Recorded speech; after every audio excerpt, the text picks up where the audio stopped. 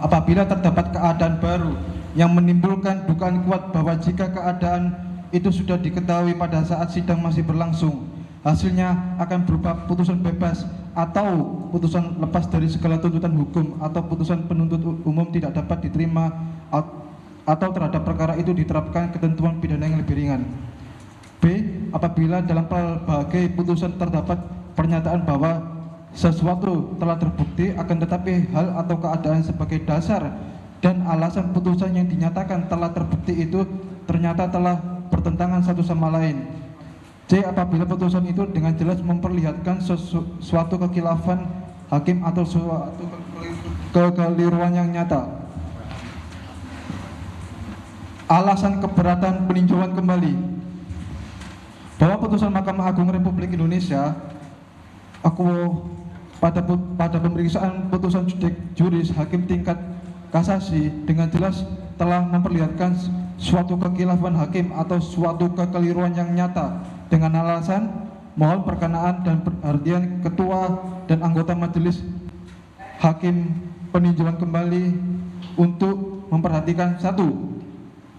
bahwa judek faksi pada tingkat pertama telah menganggap memori banding yang diajukan oleh terdakwa Sakatatal bin Bagya melalui kuasa hukumnya telah mendaftarkan memori banding tersebut, namun Pengadilan Tinggi Bandung telah mengabaikan dan menganggap Sakatatal bin Bagya tidak pernah mengajukan memori banding, sehingga judek juris pada tingkat kasasi hanya sekedar menilai dan mendasari urian dakwaan penuntut umum tanpa ada bantahan, yaitu kontra memori banding dari Sakatatal bin Bagya dan terhadap memori kasasi yang telah dikemukakan oleh penasihat hukum sebagaimana terlihat pada halaman 42 putusan pada tingkat banding hanya dianggap suatu penghargaan atau memori banding yang dikesampingkan sebagaimana terlihat pada halaman 32 putusan Pengadilan Tinggi nomor 50 Pitsus anak garing 2016 garing PDG, sehingga sampai tidak diakuinya pengajuan memori banding akhirnya tidak dijadikan dasar pertimbangan bagi hakim tunggal di Pengadilan Tinggi merupakan bentuk kekeliruan yang jelas nyata sehingga berdampak pada hancurnya masa depan seorang anak yang diyakini tidak terlibat dalam perkara ini. Dua, bahwa judek juris atau majelis hakim tingkat kasasi sungguh-sungguh keliru dalam menerapkan hukum khususnya terhadap ketentuan pasal 340 KUHP junto ketentuan pasal 338 KUHP yang diterapkan pada anak Sakatatal bin Bagya, khususnya jaksa penuntut umum pada perkara Okwa tidak cermat dan keliru dalam mengkualifikasi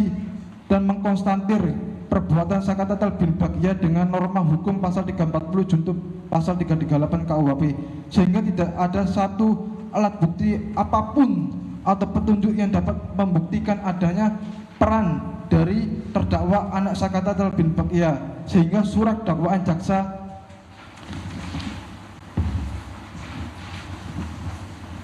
penuntut umum tidak terbukti secara sah dan meyakinkan jika Sakatatal bin Bagya ikut bersama-sama melakukan pembunuhan berencana.